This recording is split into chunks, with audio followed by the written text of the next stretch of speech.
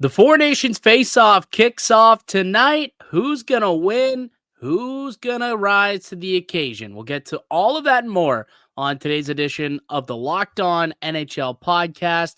It's your team every day.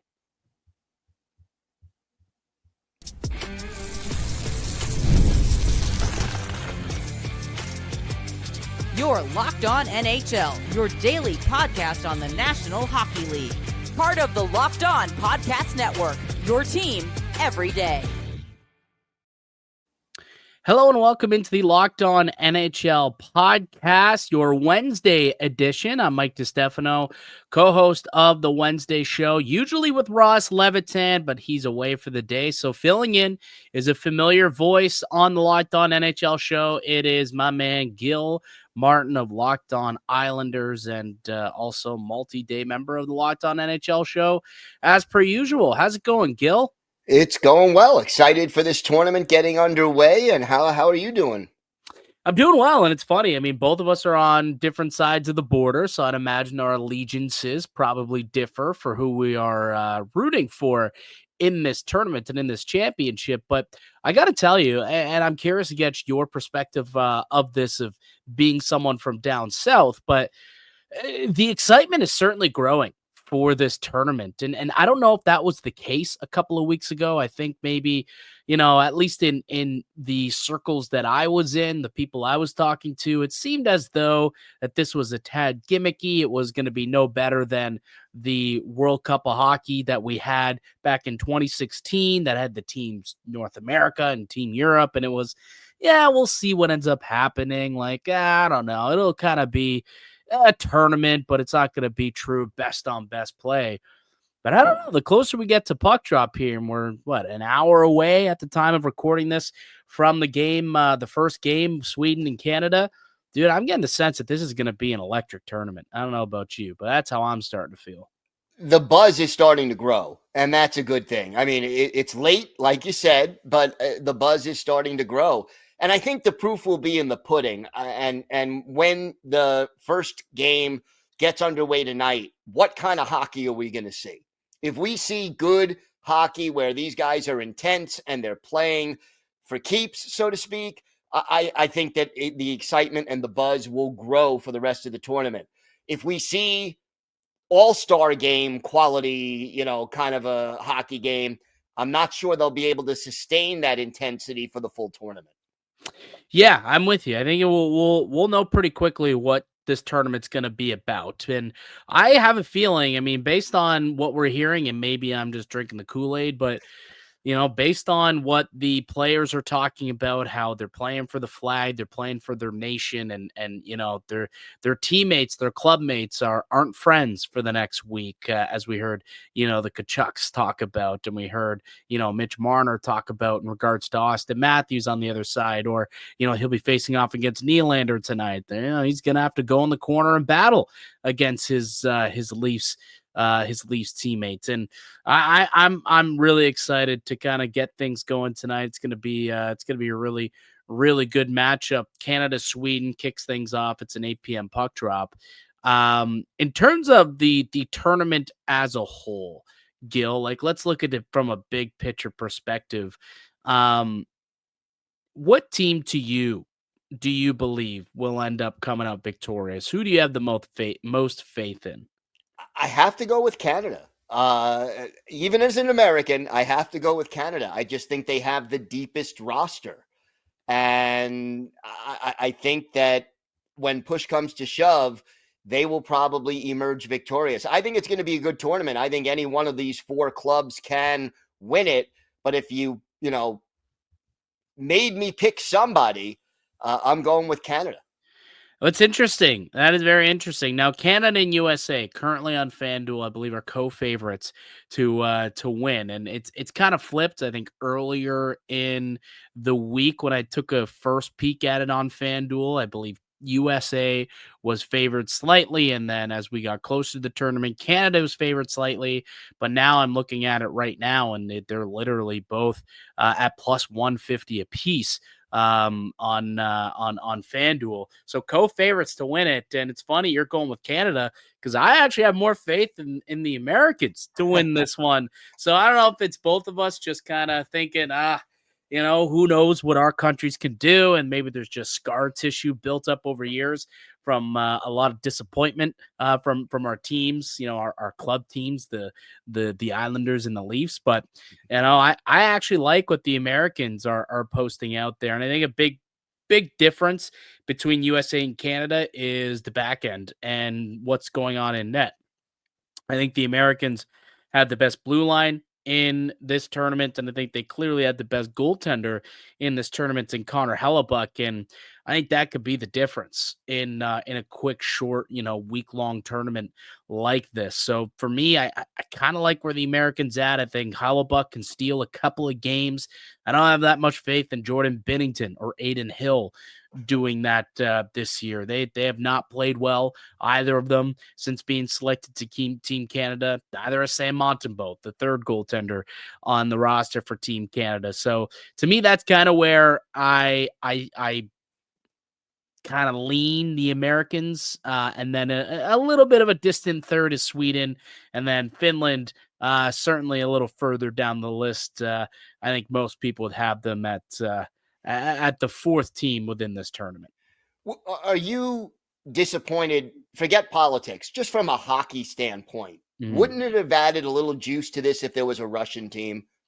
Oh, absolutely. I mean, you could make the argument that Russia is the third best hockey nation on the planet, battling with Sweden and Finland for kind of, that like there is a power five. I think we can all agree that there are five nations that stand out above the rest. I think you can make the argument Czechia is putting themselves in that conversation, maybe as like a power six, perhaps, but certainly, like no Alexander Ovechkin, right? No Nikita Kucherov, no Andrei Vasilevsky. Like there's a lot of superstars in the sport of hockey right now that are Russian that aren't in this tournament. So when you call it a best on best, it's slightly disingenuous because you are missing out on a lot of superstars and not just Russians, right? Leon Draisaitl, you can make the argument he's the second, if not third best player on the planet. He's not in the tournament because Germany is not there. David Pastrnak, not going to be taking part in this tournament, right? So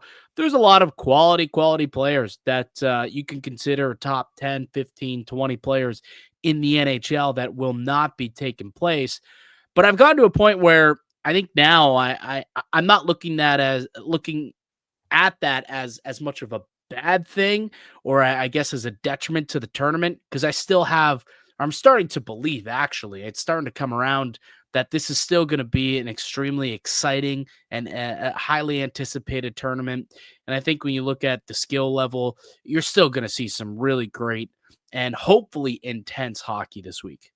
I agree with that. And how many teams can you have? How long can this in the middle of the season tournament go? If you start adding more than 4 teams, you're going to go 3 weeks for this break? So I don't think you wanted to go there. They could have done like a Team Europe, maybe. Yeah, which is going back to like the way they did it a couple of years ago. I don't know if you actually saw, there was a bit of breaking news about an hour ago that Gary Bettman expresses confidence that, or he was talking about the return of the World Cup of hockey. And that's going to be another in-season tournament. And, obviously they're deciding to go with the World Cup of hockey as opposed to another 4 nations. I'd imagine that'll be their opportunity to get some more countries involved. And if that's the case, like how much longer are you going to make this break? Is it going to be a 3-week break for, this World Cup of hockey? That's where things will get a little interesting for me. Yeah. And I mean, would it be better to do it before the season or after the season? Well, they said mid-season. They said it would be a mid-season tournament. So and we know it's not happening next year because the All-Star game is scheduled already next year for Long Island. Right. So we're looking at 2027? 2028. Yeah, okay. It'll be every other year, essentially. It's going to alternate every other year, I guess, with the Olympics. So that's pretty much what it's going to be. Every 2 years we'll get one. So I'm guessing there'll be, Olympics, All-Star, and then you'll get the World Cup of Hockey, then another All-Star game, then an Olympic, and then so basically within a 4-year span, you'll get an Olympics, a World Cup of Hockey, and 2 All-Star games, and that's going to be the way the middle of the season kind of breaks off for the NHL up until I think they said they plan on doing this until at least 2032. So the next 8 years are kind of planned out that way. And that also means, from an NHL team perspective, that every other year you're going to have a compressed schedule. Yeah. Yep. Absolutely. For better or for worse. Yeah. Well, at least everyone's in the same boat when it comes to that. So that's kind of the way that it's got to be. All right. Why don't we take a quick break, Gil? We'll come back and we'll wrap up, kind of the preview. We'll go over who we think our MVP of the tournament is going to be, who scores the most goals, the most points, all of this available to wager on over on FanDuel as well. So we'll get to that. There's a intriguing Noah Dobson report that I'm sure, are interested in being the host of the Locked On Islanders.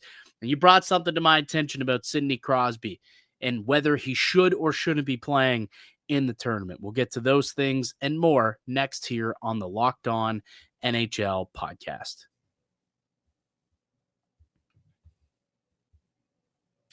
Today's episode is brought to you by Factor. Looking to optimize your nutrition this year? Factor makes eating well easy with chef-prepared, dietitian-approved meals that are fresh, never frozen, and ready to heat and eat in just 2 minutes. With 40 options across 8 dietary preferences every week, you can customize your meals to fit your lifestyle, whether it's Calorie Smart, Protein Plus, or Keto. Plus, Factor even offers wholesome smoothies, breakfast, and great grab-and-go snacks to keep you fueled all day long. I love how Factor takes the stress out of meal planning. I recently tried the Protein Plus meals. They were packed with flavor and kept me full throughout the day. The convenience is unbeatable. No prep, no mess, just great food in minutes. Eat smart with Factor. Get started at factormeals.com/LockedOnNHL50 off and use the code LockedOnNHL50 off to get 50% off your first box. Plus, you'll get free shipping. That's code LockedOnNHL50 off at factormeals.com/LockedOnNHL50 off to get 50% off plus free shipping on your first box.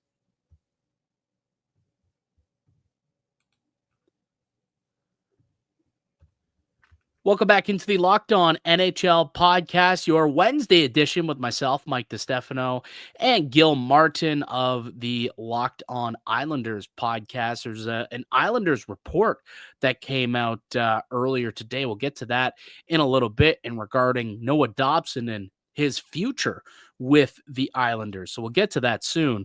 But let's wrap up our conversation here about the Four Nations Championship before we move on.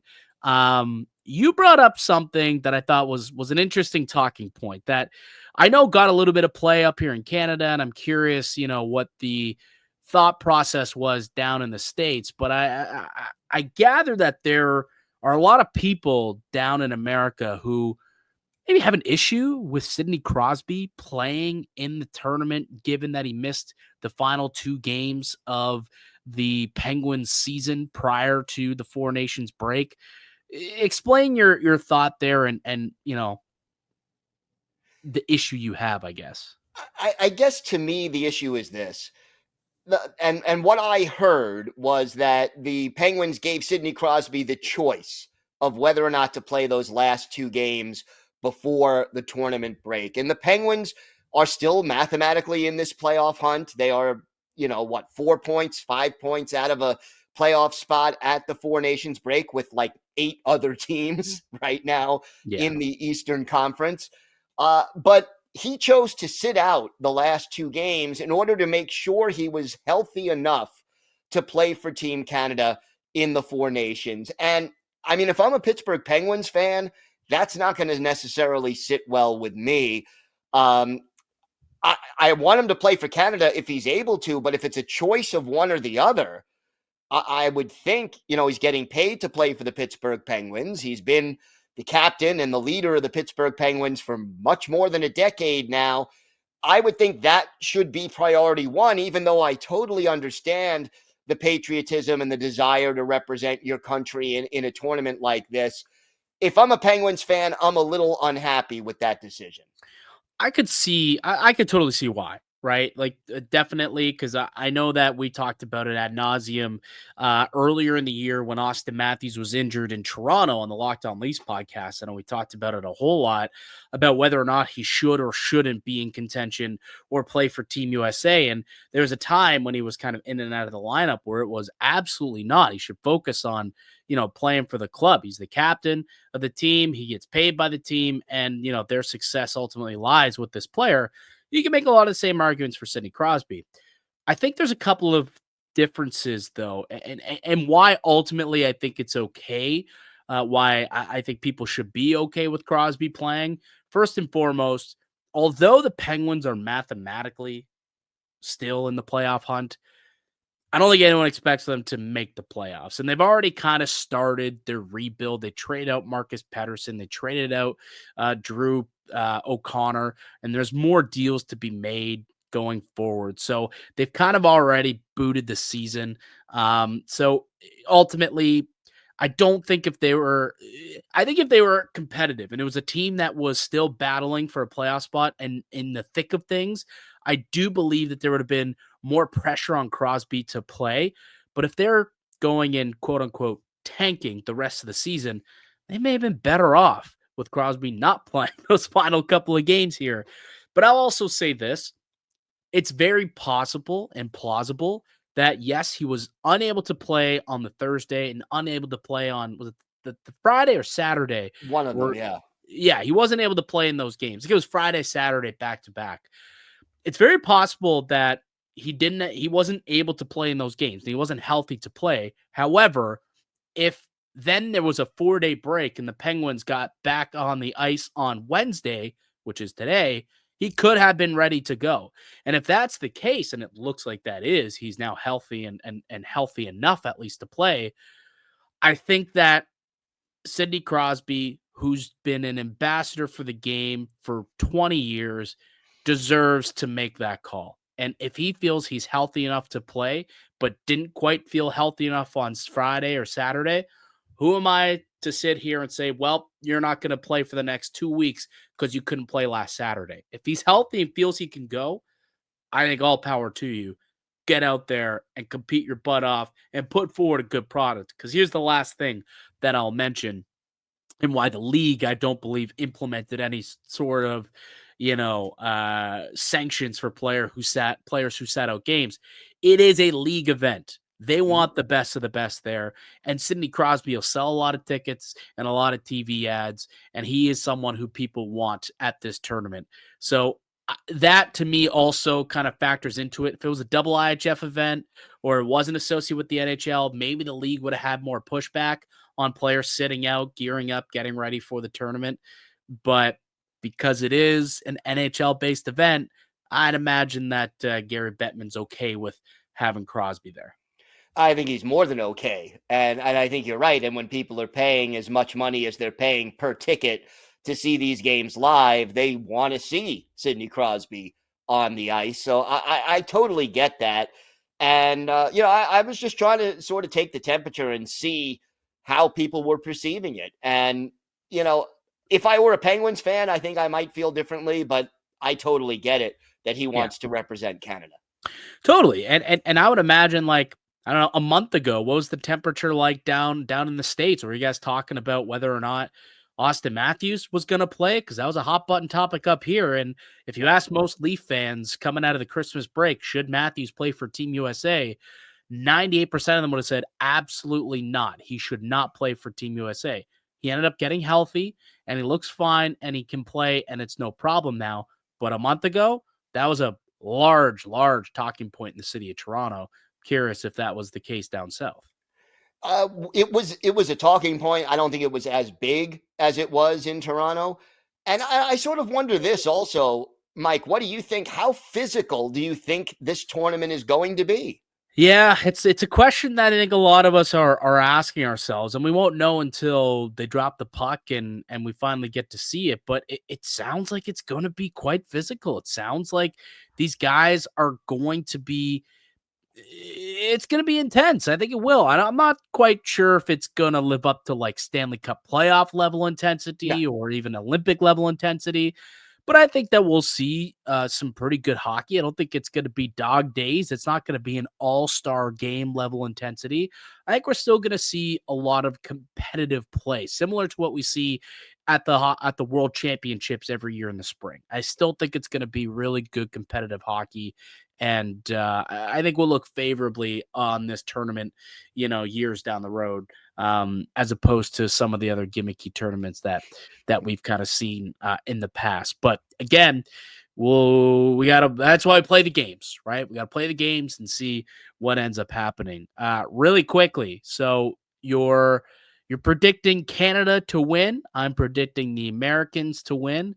Who are you predicting as the MVP of the tournament? Oh boy. I am going to go with Connor McDavid. Connor McDavid. Yeah, I mean, if Canada's gonna win, that's a pretty safe bet to win MVP. And I'm pretty sure he's currently the favorite also on FanDuel. Yes, he is at plus 650 to be the Four Nations Face-Off MVP. Which actually their market will have action if okay. So I was gonna say it says market will have action if award is named most outstanding player. And I was like, are they changing the name to outstanding so that we don't have the typical hoopla between the semantics of valuable and outstanding? But Right. regardless, McDavid's a really good option. And if Canada wins, he's obviously gonna be at the top of the list. It's interesting. I honestly believe that Connor Hellebuck has a chance to be the MVP of this tournament. In a short tournament like this, I think if the goaltender stands on his head 4 or 5 games in a row, there'll be a lot of love for the goalie. And Connor Hellebuck, who's coming in as the best in the world already, he's got the 4th shortest odds at winning MVP at 11-1, tied with Austin Matthews actually for 3rd shortest odds realistically. I'm going to go out on a limb here and say Connor Hellebuck could win MVP here. If Team USA wins, I think he is probably the best choice. Yeah, I agree. All right. Coming up on the other side, a snub of the Four Nations tournament was Noah Dobson. He might also be looking to leave the island. I don't know. We'll get into that and more next here on the Locked On NHL podcast.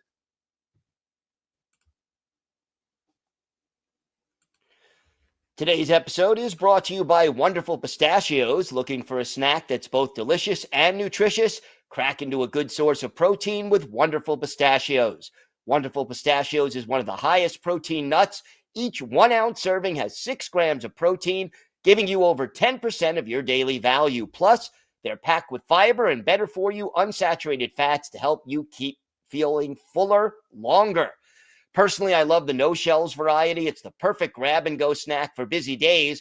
Whether I'm snacking at my desk, on a road trip, or just need a quick protein boost, they're always my go-to. And if you love cracking open every shell for that satisfying crunch, the in-shell options are a classic favorite.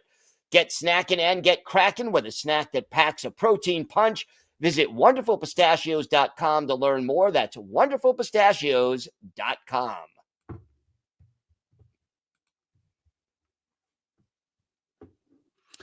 Welcome back into the Locked On NHL podcast. Mike Distefano and Gil Martin with you here on a Wednesday edition of the show. Just a reminder that you can find all Locked On podcasts wherever you get a podcast, and also now available up on YouTube. And I guess we should talk a little bit about the NHL, since it is the Locked On NHL podcast. It's understandable that the next couple of weeks will be very light on NHL reports and conversations with the Four Nations Championship ongoing, but there was quite the bomb dropped on New York Islanders fan base, Gil, and I'm sure it's something that you'll be talking about on tomorrow's Locked On Islanders show. Noah Dobson, the star defenseman, young defenseman for the New York Islanders, changing agents and going with Judd Moldaver's Wasserman Group, which is a big-time agent in the NHL. And there was some reports earlier in the week that supposedly his name had been out there in the trade market already this year. What's going on with Noah Dobson and the New York Islanders, pal? Well, it's a little bit of an interesting situation. Look, last year he had a breakout season, 70 points in 80 games, really took his game offensively to another level. This year he's been a lot more inconsistent in his own zone, and the offensive productivity is not what it was a year ago. He's, at about if he played a full 82 games, he's probably at about a 45, 46 point pace. And defensively, he's just been a liability. So he's an RFA with arbitration rights this offseason. And the Islanders have to decide whether you sign him to a bridge deal, let it go to arbitration on a 1-year deal. Do you go with the long-term deal now and lock him up for 7 or 8 years? Or do you trade him away because you don't think he's worth that long-term 7 or 8 year deal for $8.5 million a year? Those are the options, and there's a lot of questions out there. Why wouldn't he be worth that, though? That's the question. I mean, Noah Dobson's a terrific blue liner. He's young. He's just entering his prime. He's a great two-way defenseman, plays the right side. I mean, there's so much to love about Noah Dobson. It just feels like he would be a perfect staple to have on your blue line for many years to come. Like, what's the deal? Why aren't the Islanders willing to pay and attach themselves to Dobson long term? I'm not saying they're not. And part of this may also have to do with Lou Lamoriello and whether or not he is here beyond this year, which is still something that we don't know. Dobson wants to grow out a beard. That's it, isn't it? He wants to be able to grow a beard. He's jealous of you. That's he wants to grow the long hair and the beard, and that's why he doesn't want to stay. No, is that why you're clean shaven, Gil? Is this you also subscribe to the Lou Lamoriello? Right? No. But look, I mean, I think the fact that he's been injured a couple of times this year, and the fact that he has been a liability in his own zone this year, especially, have people concerned about paying that big, long 8-year, $8.5, $9 million a year contract. Not that they won't eventually do it necessarily, but people are a little hesitant based on the drop in play from one year to the other. Now, like you said, 70-point right shot defensemen who are 25 right now, they don't grow on trees. No, they don't. And, the other question is this: the Islanders have sort of been stuck in the muddy middle of the Eastern Conference for 4 years now. Well, I think that's kind of a follow-up that I was going to ask you is, if you're trading, let's say they go the trade route of Noah Dobson, right? Are you making a hockey deal to try and remain relevant and remain in the race? Or would trading Noah Dobson signal, okay, we've been kind of stuck in mediocrity for a few years. This is a player that we can get a significant futures return for, picks, prospects. Like, what do you think is more likely? What style of trade? A hockey deal or a futures deal? I think if Lou Lamoriello is calling the shots, it's a hockey deal. Because Lou Lamoriello basically has said, I don't believe in retooling. I don't believe in rebuilding. I want to make the playoffs every year. And if that's the case, then he's not going to make it too much of a futures deal. But if someone else is calling the shots, if we get to the off season, and if Lou Lamoriello is not back, and we don't know, Lou Lamoriello is very tight-lipped. He doesn't say much about anything that he's going to do ever.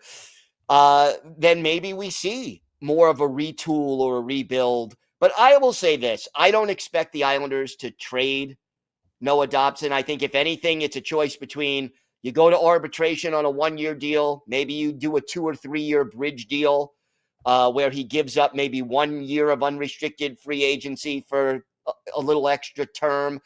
But I think they may be hesitant to sign that big, long-term, full commitment deal at this point in time. If I'm going to trade Noah Dobson, I need to be bowled over by the offer. I need to be it needs to be one of those offers that you can't refuse. The other name that I have heard bandied about, I think I was listening to the 32 Thoughts show, and Brock Nelson was brought up as a player that the Islanders, instead of trading at the deadline, may be interested in retaining and signing to an extension. I mean, is this a situation where it's one or the other, where they can't really afford to give both players money, or are those two separate kind of conversations? Because I with think they're Nelson, if they return, like all of a sudden Dobson's in play and Nelson might get retained. Like I don't know if I'm reading too much into it. Like, you let me know. I don't think they're connected all that much because you have that arbitration or bridge option with Dobson.